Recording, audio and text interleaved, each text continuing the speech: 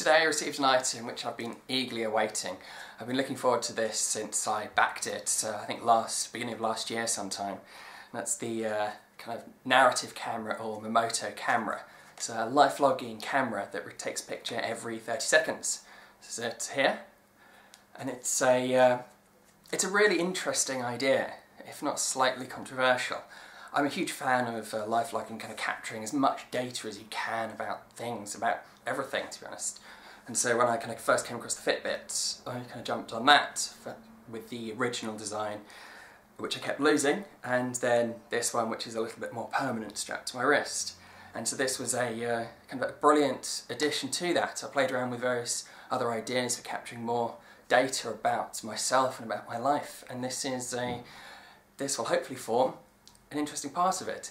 What that information will be used for, who knows? But I received this probably 5-6 hours ago. I picked it up and I've had a chance to kind of have a quick play around with it. The packaging for the camera was really nice. It comes in a little kind of solid cardboard box with a magnetic catch on the side, and so that initial experience of getting a product like this is great. And then when you open it up, you've got the camera and the cable kind of set in this pre-shaped foam, along with a little kind of introduction booklet on the side. To get everything set up, you head over to the web address there. And the instructions then contain brief information about the lights, how to kind of tap to take a picture, and how you might use it. The camera itself seemed to come slightly charged, but not so much. It kind of jumped through the first 30-40% of its charge sequence really quickly, but then took quite a while to get all the way up from there. The camera then kind of connects up with this connection here. It's a standard kind of micro USB, which is really nice, and so that is used for charging and data transfer. There are some issues with this device. It's not as good as it could have been, but I think when you're building something like this, you've got to draw the line somewhere on features and just what it can support and what it can do. And so it takes a picture every 30 seconds, and you can force a picture by kind of tapping the camera, and it'll then take a picture. I'm not sure what the delay is from the tap to the capture yet, but that's the two kind of methods. The device supposedly has a GPS inside. It's supposed to have a GPS inside at least to geotag the images, but so far the images that come back haven't had any kind of tagging data on them. I've used this bit indoors and also the walk back from work, and in both those cases nothing was captured with regards to GPS. The images are fairly good in low light, or at least first kind of look in that regards. It seems pretty good. The other kind of big issue I've got with this is the way you get the data off. It doesn't have any kind of wireless connectivity. There's no Bluetooth, no Wi-Fi inside, and so all the pictures come out via the USB cable. It's not so bad, but the problem is, at least the announcement during the Kickstarter phase was it would have a 2-day battery life and 2 days data storage. And so you're going to need to plug it in to charge and download every day or two, which means you can't take it on holiday. You might be able to have probably got a phone charger with you to charge it up, but the battery's going to fill up, the memory's going to fill up, and at which point it'll be useless. So if you want to use something like this on holiday, you've got to take a computer with you, which certainly isn't ideal. That is possible, that's been changed. I imagine it will be dependent on the memory, so rather than a hard cap at 2 days, it'll be when the memory fills up. So if you kind of turn it off or keep it deactivated a lot of the time, you'll probably get a lot more kind of storage in there, but time will tell how kind of severe that is. The other thing I wasn't expecting was just the sheer size of the images and the volume of the images.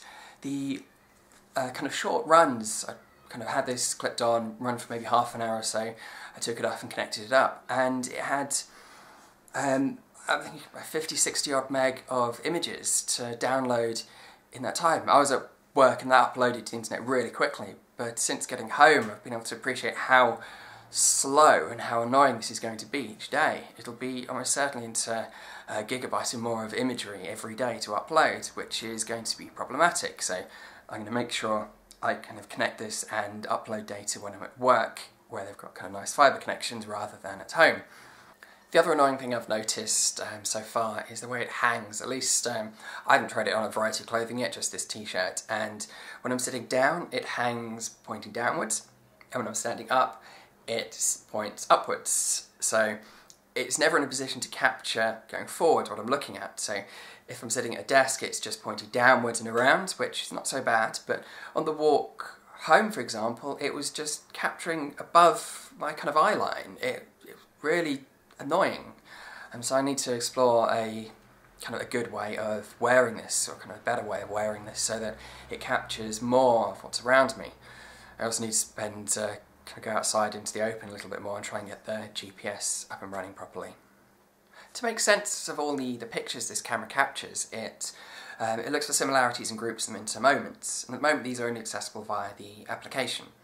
And so it kind of tries to, I believe it tries to match based on the kind of the lighting additions, what's in the image, and group them into into distinct moments. And so I don't have much data to go on here. I'm just looking at a couple of hours worth of information in a very limited range of settings, but it appears to be, when you connect this up and upload some pictures, it won't combine the same moments from an upload from two separate uploads. For example, I've been sitting at the desk and two of these uploads on here, so I've got three kind of uploads, and the first two are basically the same, and yet they're still listed as 2 moments.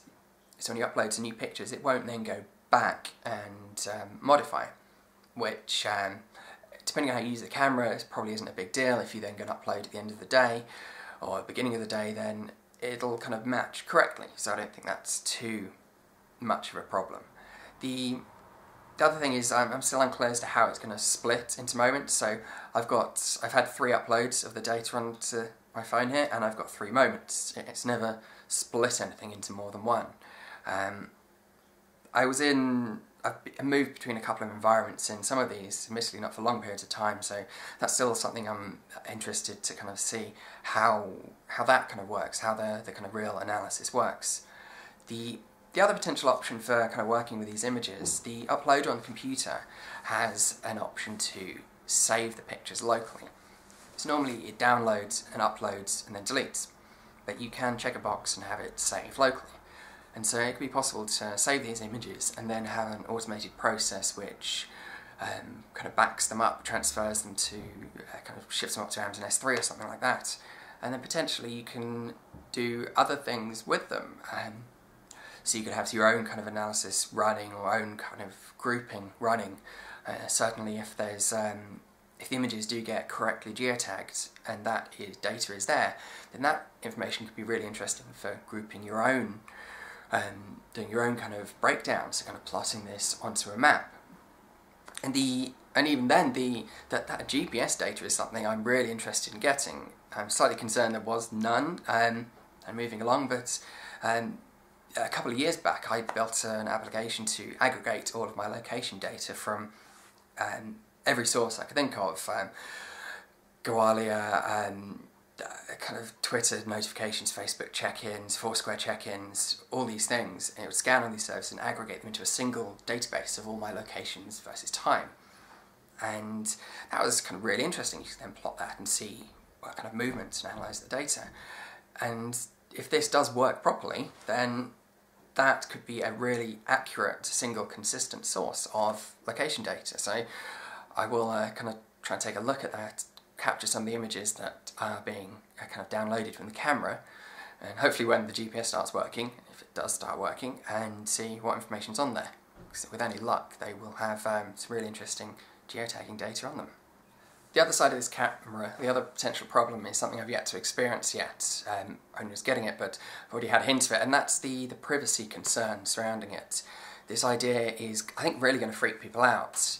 The already kind of Google Glass, which is on some levels a lot less severe than this, given that you actually have to physically record video or take a picture, whereas this does it all the time, and there's a huge amount of outcry and complaints from people around that. And yet this is potentially even worse. Thankfully, very few people know about these devices or this device, so most people aren't going to recognise it, but from people I spoke to, there's already been some kind of fear and concern about it.